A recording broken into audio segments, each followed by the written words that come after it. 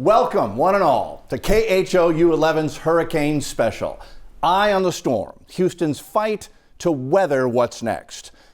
Hurricane season starts technically June the 1st, but quite often the season doesn't really get busy until we get later into summer. Specifically, mid-August into September, that can often be the busiest time of the year. So although the season starts June 1st, sometimes the tropics are asleep until they wake up when the water gets warmer and the waves coming off Africa get more active. And it may seem like a lot of science is involved with a hurricane, but we're here to make it easier for you. Let's start with a back-to-school lesson. When it comes to tropical systems, it's the wind speed that determines how a storm is rated or categorized. Tropical storm force winds are on the lower end, but still need to be taken seriously. They have sustained winds of 50 to 60 miles per hour with gusts even up to 80. That's enough to knock anything around your yard, anything that's not tied down, and cause a good amount of flooding depending on how slowly the storm is moving.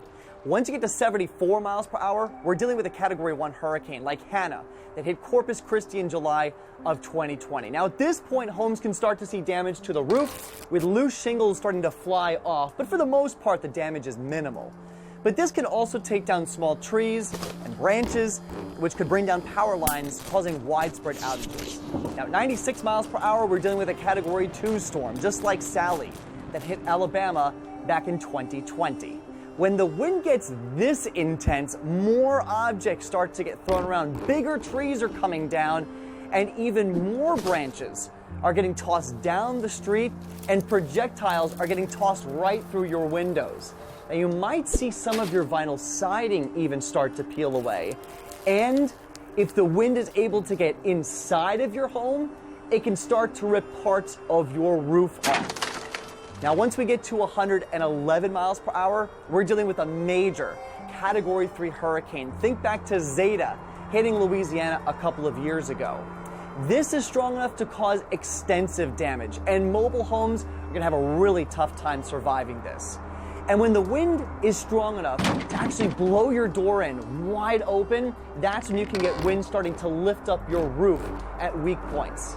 At 130 miles per hour, that marks a Category 4 hurricane. This was Harvey hitting Rockport near Corpus Christi in 2017. The wind alone from this storm can smash windows, causing extensive damage inside, with most shingles and even part of your roof getting blown away. Most trees and power lines are getting knocked down, with power outages everywhere.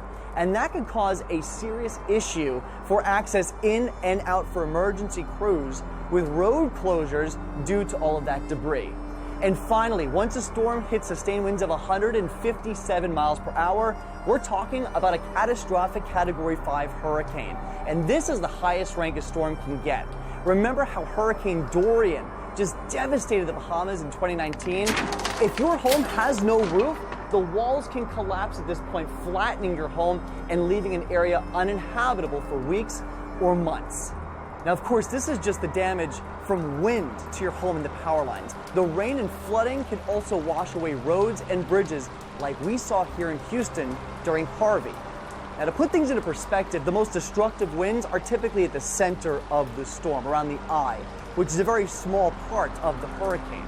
However, because these storms are so large, those damaging winds can stretch out for miles in all directions, and depending on how slowly the storm is moving, can produce punishing winds for hours. The dirty side of a storm refers to the area of a hurricane or tropical system where you'll find the highest winds, highest storm surge, and greatest tornado threat. So what side of the storm is that? Well, generally it's on the northeast side of the storm, or more simply put, the right side of the storm. But it also depends on which direction the storm is moving. If it's traveling in a northern direction, the dirty side will be more on the direct right-hand side or eastern side. If the storm is traveling in a more western direction, the dirty dirty side will be more on top of it, or the northern side. So what makes it so dirty? It's all about the wind direction and a little math. For example, if a storm is moving north at 30 miles an hour and has wind speeds of 100 miles an hour, then the storm will produce winds of 130 miles an hour on the right, dirty side. While on the left side, winds are moving in the opposite direction of the storm's movement, so they'll be slower at 70 miles an hour. It's important to remember, though, as a storm grows stronger, every side becomes dangerous. Tropical wave is one you'll hear frequently before storms form. A tropical wave is an unorganized area of storms traveling west out of Africa. These are important to follow because around 85% of major hurricanes begin as tropical waves. Another common term you'll hear, invest. Invest stands for investigative area. When a tropical wave becomes more organized, the National Hurricane Center will designate the area of disturbed weather invest. Each invest is given a number from 90 to 99. For example, invest 90L. The L tells us the system is in the Atlantic. This also allows the National Hurricane Center to run ensemble models or spaghetti models on these systems. You might also hear the term cyclone during a hurricane season. A cyclone is a blanket term for any area of low pressure that has closed circulation. Hurricanes, tropical storms, tropical depressions, all closed circulations, and all are considered cyclones. Hurricanes are like giant heat engines in the atmosphere, using warm, unstable air as fuel. As this air is pulled into the hurricane, it spirals towards the center, getting faster and faster, eventually rising to create the giant cumulonimbus clouds that encircle the calm eye. This unbroken vertical wall of clouds is the eye wall. The convergence of winds here is so strong that the air rises faster and with more force than anywhere else in a hurricane, producing intense rain and damaging winds. In the strongest storms, this can translate to surface winds over 150 miles per hour. These photos right here are taken from one of the most important tools that we use in determining a storm's strength, the hurricane hunters. These planes fly directly above the hurricane, capturing images like these. Our own Cheetah Craft explains what crews are doing while inside the storm. Hurricane hunters provide a lot of information about a storm, but how are they even getting inside? They're flying a plane called a WC-130J, like this one. It's a modified version of the C-130 plane that you might see dropping that red stuff on a fire out west. These planes are tough. They can fly for longer periods of time, and they can really take a beating. These airborne science missions are run by the 53rd Weather Reconnaissance Squadron, which has been flying into storms since 1944. In the cargo section of the plane, there are two different pallets of computer systems that take all of the data from the sensors on the plane's exterior to help determine what's going on inside the storm. The hunters also drop these parachute-type sensors called SONs, which float through the storm, relaying info about storm's pressure, wind speed, and direction. That information all comes together, gets processed, and is then shared through the National Hurricane Center for us to share with all of you. I'm inside the plane. We're about to take off in about 10 minutes. Strong Category 4 Hurricane Ian, flying with hurricane hunters, and of course our photojournalist Ivan Gibson. We're sitting in everything stored away for the flight takeoff. We will send you updates when we can. While we're in flight, we will not have Wi-Fi. Here's a look inside the aircraft. All right, see you in about 6 to 12. All right, and joining us now, Cheetah Craft, from that flight. You were in the Hurricane Hunter plane back in 2022. That's right. That's when this footage was taken. Yes. Just what was it like? Because I'm a pilot. I'm a meteorologist. I've never gotten this chance before. I'm dying to know how it was. You have your private pilot's license. All you need to do now is go into the recon planes with the hurricane hunters and get. So, okay, first of all, it is the most turbulent flight you will ever take. Right. And think this is a really long duration. Yeah. You know, when they're in the air, it's between 8 and sometimes 12 to even 15 hours. So when you sign up for this, you have to know, first of all, what you're getting into. But it is like nothing you have ever seen. When you're flying in the eye of a hurricane and you see how clear it is through the center, and then you start to see those clouds start to make the circle, you really get a grasp of how powerful weather is. But more importantly, I love what the hurricane hunters are doing during that time. They're gathering pressure, wind, and even though we can get so much information from a satellite, that is real-time data that we can use during the time of a forecast, during the time of a storm, but they're going to be able to use that information for years and years to research and study and help us better forecast in the future. So it's great to be inside, but I really love what they do. And it's not just pressure they're measuring, right? Because we don't have any radars in the middle of the ocean. We have got satellite, but they actually have radar on board the plane, so you get a really detailed look at the structure within the storm. I mean, this is incredible. But Pat, you're up next. I know. You've got this. But the perspective you put was great. I mean, you're talking about the length of a transatlantic flight, some of the longest flights that commercial airliners go on. Turbulence the whole time, no movie, right? No snacks. I mean, just kind of roughing it up there. You are right. But all for science. We could talk about this forever, I know. So when we return, I'll explain the biggest threat, storm surge. Yeah. A term you'll hear during hurricane coverage is storm surge. This is actually the most deadly part of a hurricane. But what exactly is storm surge? Storm surge happens when the strongest winds of the hurricane blow over the ocean or Gulf water, literally forcing the water to pile up as it approaches the coast. That can cause the water level to jump anywhere from 1 foot to well over 20 feet above normal levels.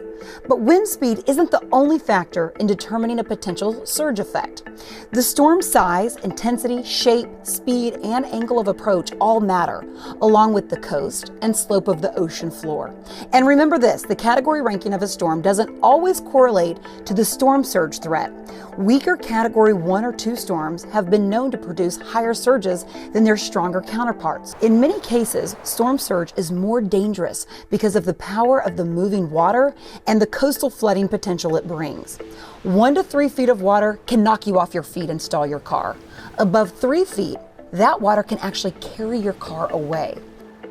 If you're still home when the water gets up to 6 feet, you and your family would have to seek higher ground, like a second story or roof. A 12-foot surge would fill the entire first floor of most homes and potentially knock your home off its foundation. So it's important to listen for and to understand those storm surge warnings so you can react early and quickly to keep you and your family safe. And that's the reason why Galveston built the seawall, to protect the city from the storm surge. Of course, after the great storm of 1900. And I think top of mind when you talk about storm surge is always Hurricane Ike and just the devastation that it had all throughout Galveston, all along the coastline there. Right, so no matter the seawall or the amount of protection that could actually be put in place, it's really, a hurricane is just too powerful to overcome that. And you just have to evacuate and know the evacuation plan out of your area if you are along the coast. You do. That's why you have to have that action plan. And this year, the National Hurricane Center recognizes that, and that's why they're starting to issue watches and warnings inland, because some of those impacts extend well inland, and sometimes people need to take action, even if you don't live necessarily right along the coastline. Right, and so let's take a visit with Hurricane Rita. When Hurricane Rita didn't hit Southeast Texas, but it actually caused one of the biggest mass evacuations in history. And I think that's when they actually did the counterflow lanes from 45 and I-10. Yes, they did in 2005. Right, You're so exactly right. It's easier for folks to get out of the area with all the implementations that they did. But with that kind of water, it can do so much, and that's why it's so deadly. Right, and a lot of folks, they have this notion that they can just stay in place, and just because the storm hasn't really hit in the past 50 plus years, that their house couldn't survive that. But we all know with even the hurricanes that hit Florida, storm surge is super deadly, and it's powerful enough to take a house off its foundation. Yeah, you're right about that. And that's why taking action is so important. Having that to-go kit ready at hand, so if you do need to evacuate, also paying attention to the forecast during hurricane season. Things can rapidly change in a very short period of time, so it's really important to keep your guard up. And that's why it's always important. Keep your tanks filled during hurricane season. Yeah, that's right. We'll be right back.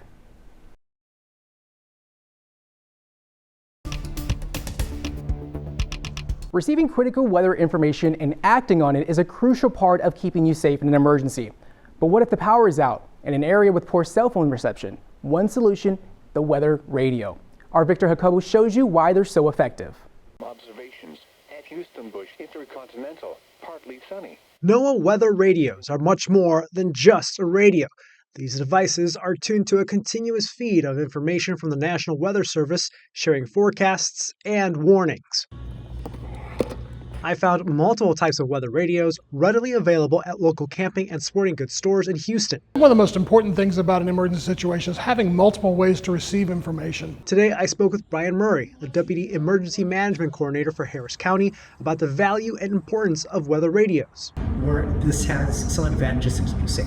So where it really comes in handy is those situations where we lose power. While it's too early to tell what exact tools the victims in the Hill Country had at their disposal, Murray says the radios can play a critical role year-round in different weather emergencies, especially when information on phones or computers is not easily accessible, like in a power outage or if you're in a remote location. After the derecho and after Beryl last year, we had some areas where the cell phone towers, even though they have backup generators, they don't last forever necessarily.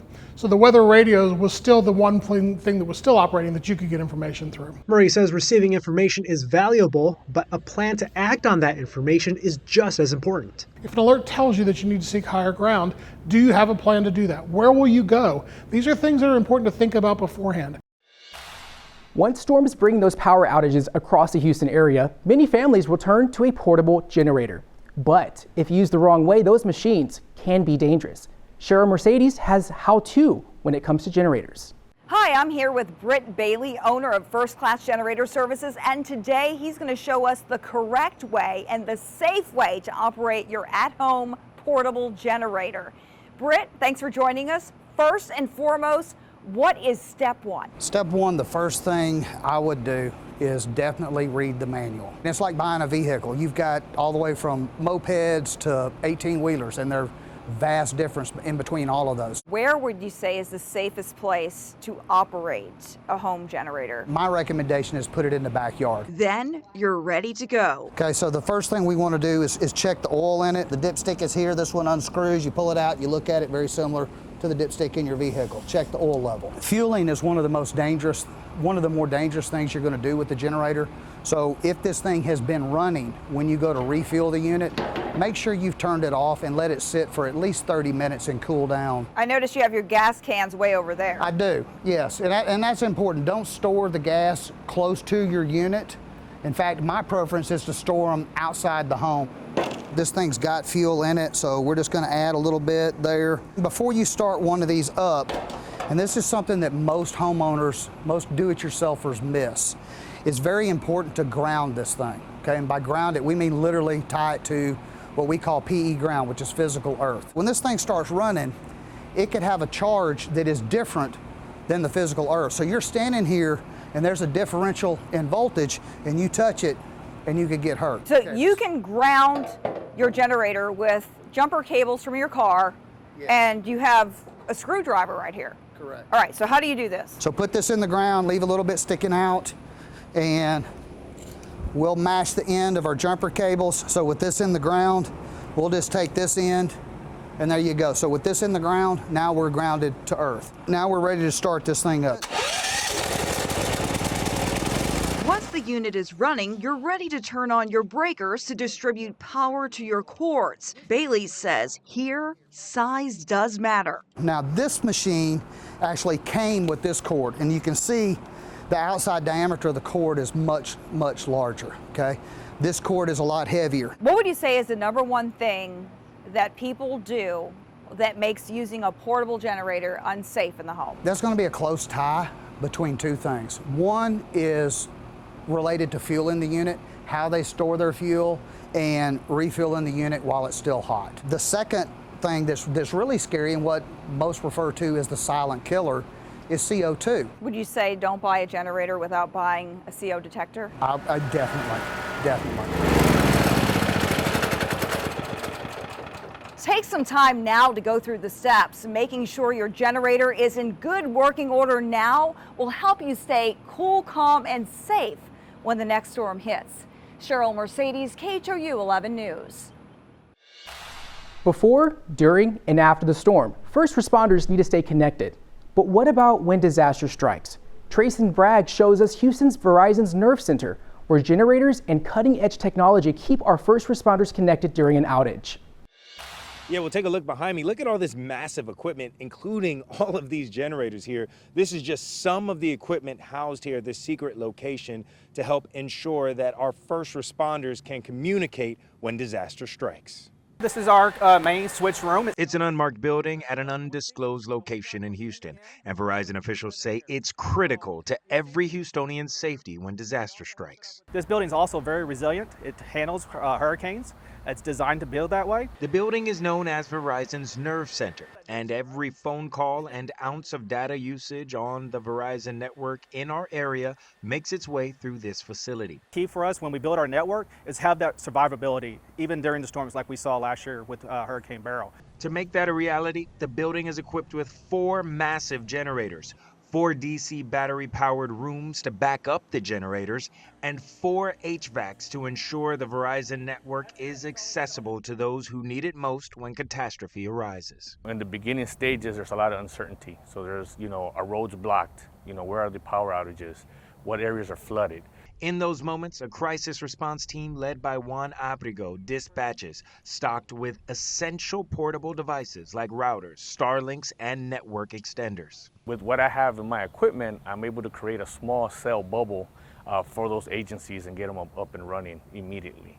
Then, of course, the goal is to make sure that service is back up and running for the rest of us. And get this, officials here tell me during Hurricane Beryl, more than 700 generators, just like the ones you see behind me, were operating to ensure all customers had access to electronic communication services.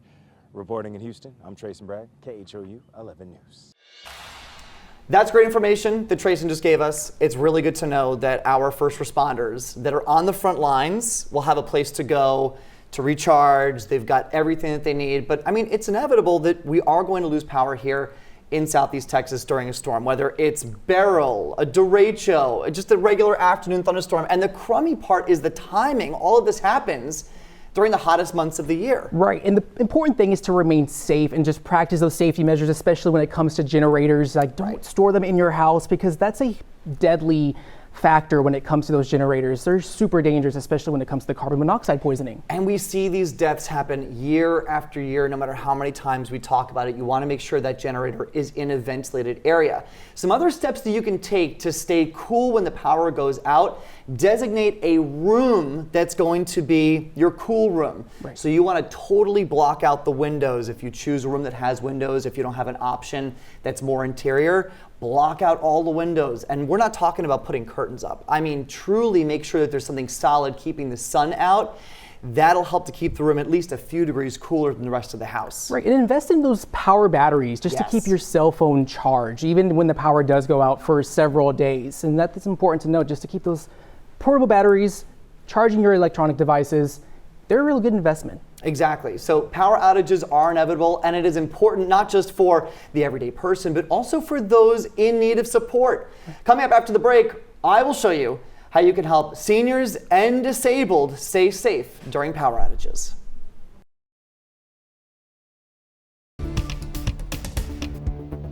When the power goes out, many of us sweat over the loss of AC. But for millions of older and disabled Americans, they need electricity for their equipment just to survive.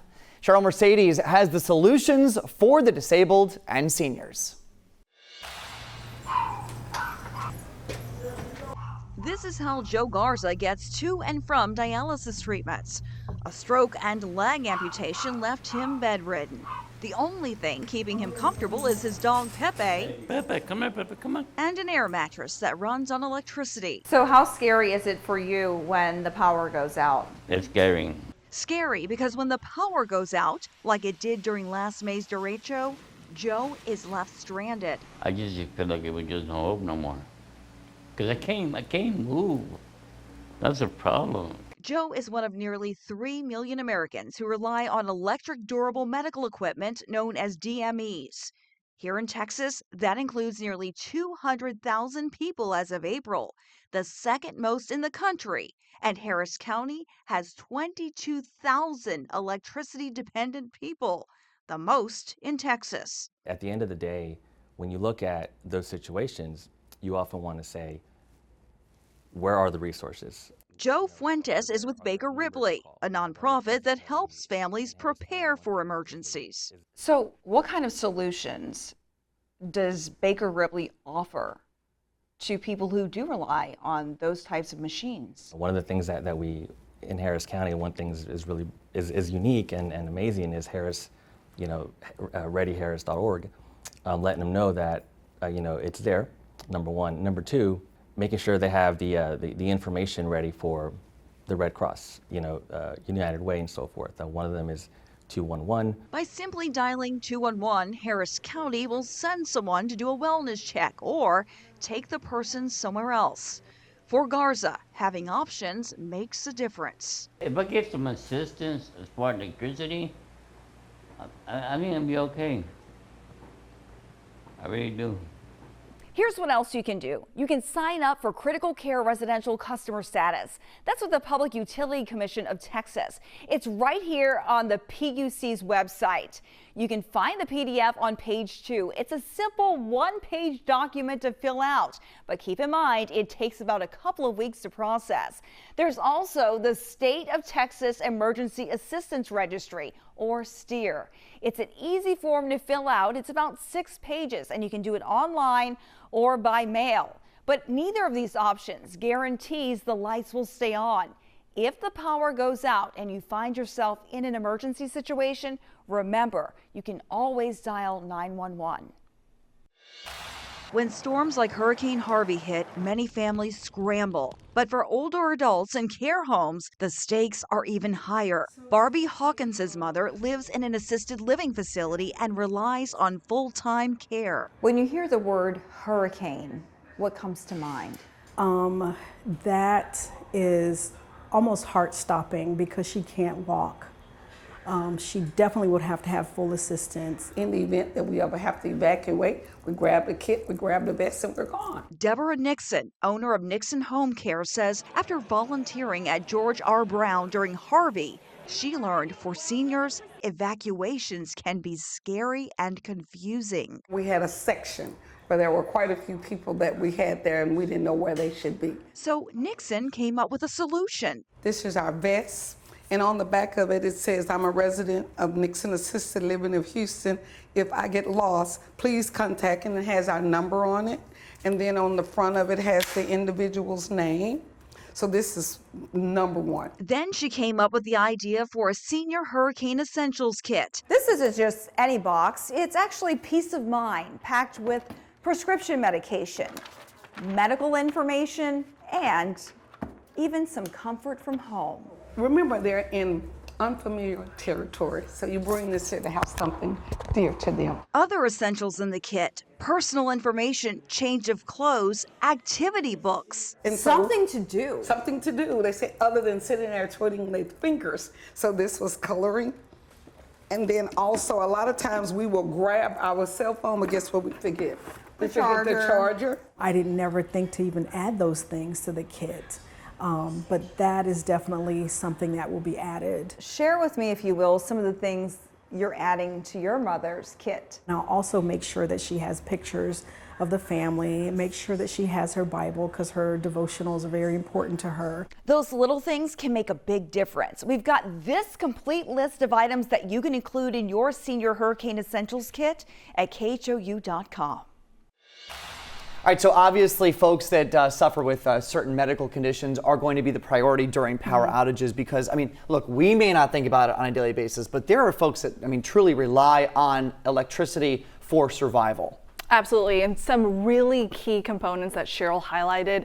Don't forget the number 211. Harris County can do wellness checks with that. And then another really valuable tool that care facilities have adopted is having those kits prepared ahead of time and including in those kits things that you normally wouldn't think about. You do think about, you know, medicine, your emergency documents, but how about, you know, a phone charger, like Cheryl mentioned. If you're headed out the door, you grab your phone, but you forget the charger. Little details like that are going to help out in a situation where you've got to move and you've got to move really fast. And I think first and foremost, the most important thing, if you do have a family member that relies on a breathing machine, on a dialysis machine, is having a plan of, okay, let's say the storm track has made a last second turn. Where do we go? You have to have that already planned out. So while a lot of folks, their emergency plans may involve hunkering down in place, your plan is going to be, where do we go if we have to make that last second pivot? So as long as you have a location designated with either a facility or family or friends in an area that is well outside of not the storm's path, but rather where power outages may occur as a result of that storm, you're going to be in the best position possible. And if you have those loved ones in a care facility, for example, make sure you've got a vest, like Cheryl mentioned, that shows their name and how to contact them so you could be reunited. Meanwhile, our David Paul has details on prepping your home for a major storm. When the storms sweep through and the winds are high, trees can become a danger to your home. If you're a homeowner, you'll do just about whatever it takes to protect your property. We spoke to a roofing expert who has the solutions that can help your infrastructure. With the threat of hurricanes growing by the week, roofers are racing the clock. Homeowner Jordan Lake is finally getting a new roof. We've moved into this house probably about 3 or 4 years ago with a very aging roof. When Hurricane Beryl bared down, it didn't take long for the signs of wear and tear to show. What was it like dealing with the holes, the patching, the damage inside your home? You know, it's scary. You want to make sure that you have everything ready for the roof, and it's a massive anxiety whenever you have Houston storms coming through. Now he is hoping to ease that anxiety with a new windstorm certified roof. He called in Anthony Castiega with Universal Roofing. This one has a very good wind speed warranty. It's going to cover like Cat 3, Cat 4 hurricanes, up to unlimited over 150 mile an hour wind speeds. This is the material that was on the homeowner's roof. It's felt, and look at how easily that ripped. This is what's going on there now. It's a synthetic underlayment, which is tear resistant. See that? Can't rip it. And roofers say this can make all the difference. It's a paper that goes on the roof, and that's going to protect. If any shingles blow off, that's the next line of protection against water intruding into your home. Castilleja says this roof is secured with about 15,000 fasteners, far more than the typical 2,000, making it much tougher for high winds to tear away. Tell me the difference in price and how it compares long-term to what you might pay if something happens. You're looking at about a 10%, maybe 12% difference. An average roof costs around $11,000, but for Jordan Lake, that added cost is peace of mind and is worth every penny. I'm hoping that it is just painless and carefree. I won't have to think about it anymore. Roofing crews book up fast and supplies can run short. So the best time to act is right now before there's a storm on the radar. Cheryl Mercedes, KHOU 11 News.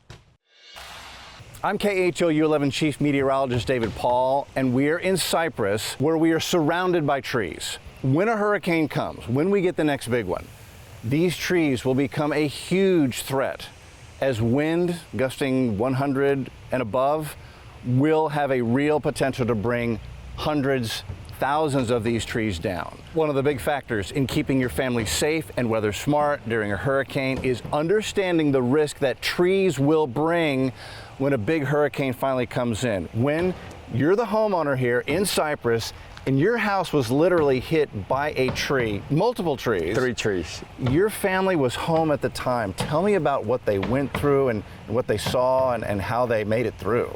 My wife and daughter were home, and then luckily they were in the front room, and she described where when it actually came through, she could not see the street. Everything just darkened, and she could not see the street. I was down in downtown, so she texted me saying, "We have water in the house." And then, so my first thing was, did you turn off the main valve? Because we didn't know that the tree had fallen. When you got home and saw the damage the tree had done, did it hit you the type of danger your family had been in and had made it through? Absolutely, especially in our daughter's room where like a big branch just literally penetrated the entire house, and it landed vertical in her room. So you can clearly see the danger that trees bring to your home and your family when a storm is moving through. So how do you keep yourself safe as possible, when a hurricane's coming in and trees all around you have the potential to come down.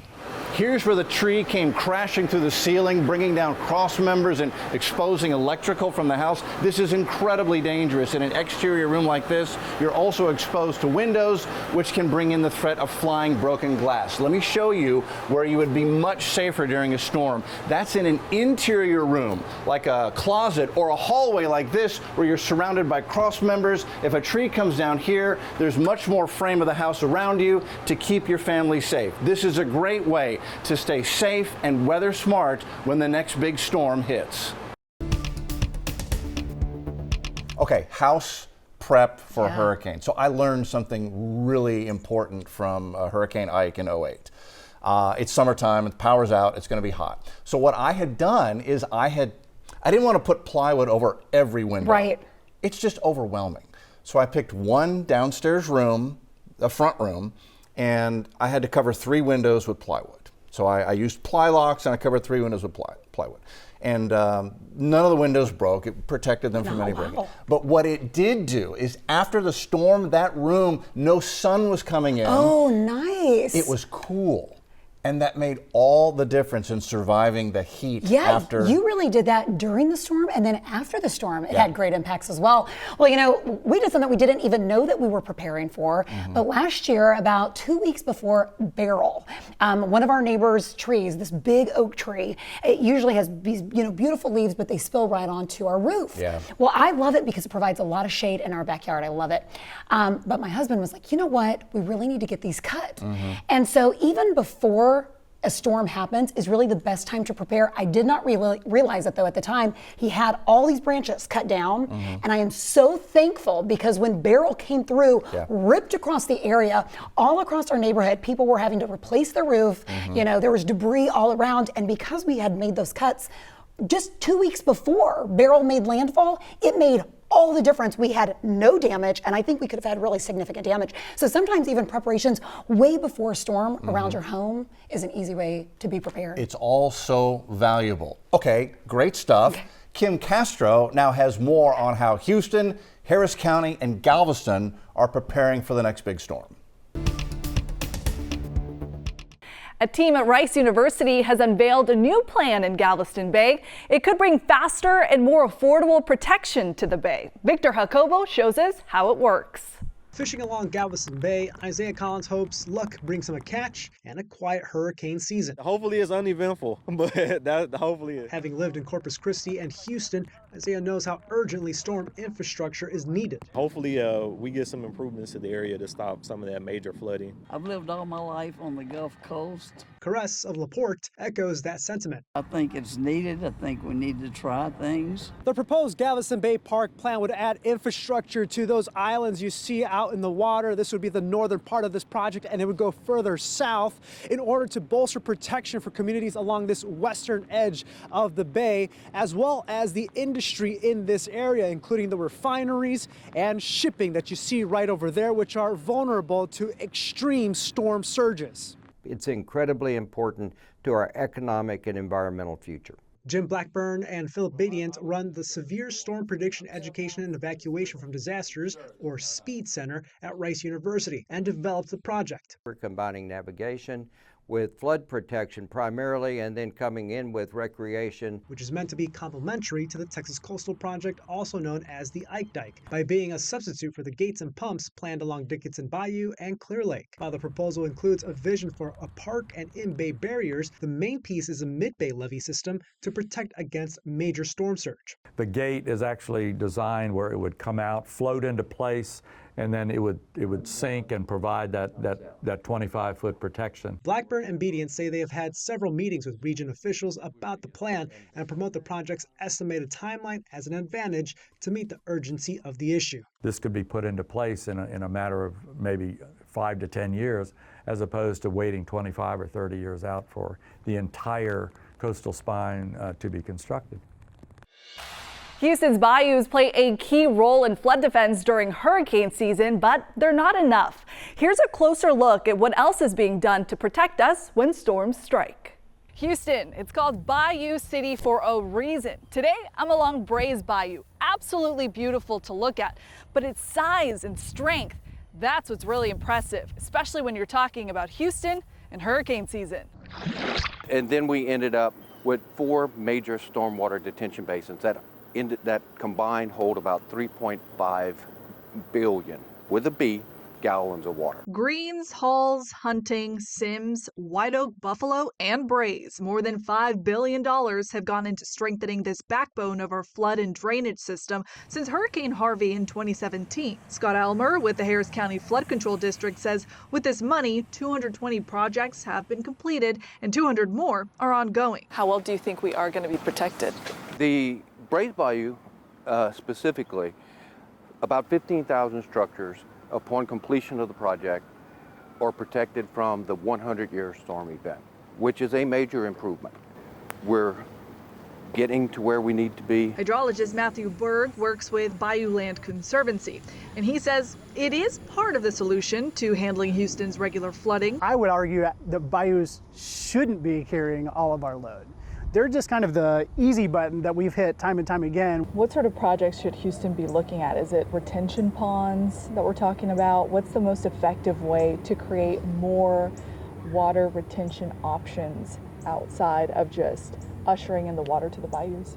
I think it's all of the scales, from a rain barrel next to your roof to leaving broad green spaces along creeks and bayous that do tend to be where water goes in a neighborhood, but then also bigger green spaces outside, upstream particularly. Green spaces that are both easy on the eyes and much easier on water absorption. You know, from here to here, concrete versus grass, what's the difference? Well, if you're looking at concrete, for almost all concrete, it's zero. If you dump water in sand, all of it's gonna go away. And I think these places along the bayous themselves can help, but the real value is actually up in the landscape.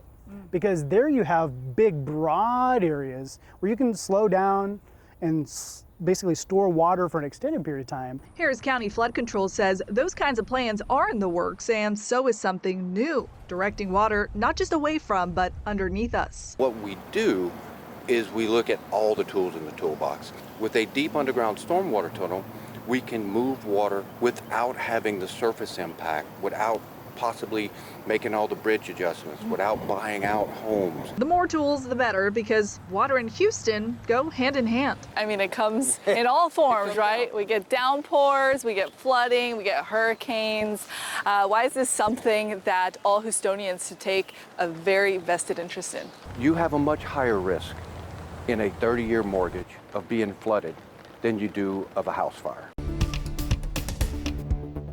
Kim, I was actually lucky enough to grow up in the Ponderosa subdivision, which backs up to Cypress Creek. So as a kid, Cypress Creek was a playground for me and my friends. We'd go fishing, we'd swim in it, rode motorcycles and bicycles through it, camped out next to it. Awesome. But I've also seen it in flood. So these bayous play a tremendously critical role in moving water out of Houston's and reducing our flood threat. You hit the nail on the head. I mean, bayous, while they're so beautiful, that's actually where I trained for my first half marathon, Buffalo Bayou. Good spot. But they have a weakness. And I think one of the biggest weaknesses that we don't typically consider is, let's say, if we have a tropical system, well, the bayous feed into the ship channel. Yeah. And so you could have the storm surge impact, water flowing into the bayou, also the runoff from flooding, and then that creates a pile-up scenario and it could become dangerous. That's a great point. In fact, downtown, so you've got the crux of Buffalo Bayou, White Oak Bayou coming right into downtown. They come together, and then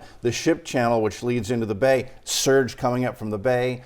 It's a complicated forecast when we have storm surge and hurricanes coming in, because you get water coming off the coast and then you get the inland flooding, which is filling up the bayous at the same time. That's why it's a valuable tool, but it can't be the only one. We've got to have other ways to keep ourselves protected. And the bayous drain slowly, so we're very flat. So even when they come up, it can take days for them to finally go down. But Harris County Flood Control has done a great job in expanding and widening them.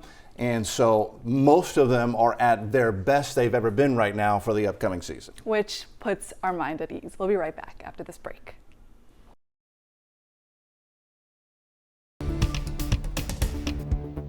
Welcome back, everybody. instead of telling you what should be in your hurricane supply kit, we thought we would show you exactly what's in our kit. And this personally is in my kit. This is a Coleman stove. It's an old Coleman stove from the 70s, but it still works. And this stove cooked dinner for my family in 2008 when I had the power out for a week, 2 weeks at my place. So, but it just shows, you know, you buy supplies like the ramen noodles, and toss me a pack of that. Exactly. So how are you going to cook it? You forget. You need a stove, something to be able to heat up water. If you've got electric appliances, you're not going to be able to pop it in the microwave. True. And then sometimes we want a little fancy meal, and will it work with that too? You bet it will. All right. How good would that be? Don't forget the can opener. Right. Of course, but I always love the Snickies. Exactly. And of course, other emergency kit items that you need to have, especially when you're dealing with can openers and whatnot. That nice little Band-Aid pack and all these other supplies are something that you need to have. And sometimes that first aid kit, you know, you're without power, you're in the dark, you never know what could happen. Right. And so without power, you have no cell service. Yep. And so that's why it's essential to have the emergency radios. This is usually emergency crank operated, so it doesn't even need battery. You can actually, this one actually can charge your phone if your phone does die. And I think a lot of people underestimate, after days and days of no power, no water, just wanting to feel human again. And hygiene is such a big part of that. You know, deodorant, toothbrushes, toothpaste, any type of soaps that you can use with jugs of water. I mean, that's going to help kind of maintain your sanity as you're waiting for the power to come back on. So you may think of it as a luxury, but also you want to make sure that you're staying healthy if the power is out for an extended period of time. And of course, hygiene a really, really big part You're of talking about being healthy. The one thing I don't see up here, but your medications. You want to have extra medications. Not only think of yourself, but you want to think of your pets. You maybe think of your neighbors, maybe elderly that are across the street, just so you're the prepared one. Because a lot of times neighbors, when they're in need, you want to be the ones that they can go to. Get some extra for those around you who may have forgotten or just didn't have the means to get supplies. How many people were coming over and wanting a nice meal? They were like, what's for dinner, Dave? I had a few neighbors come over. All right, guys, this has been great. Thank you all for joining us. We're going to wrap it up. To get your preparations underway, a great resource, the best resource is khou.com/hurricane. The hurricane guide is there and all the tips and tricks to be ready for when the next storm hits.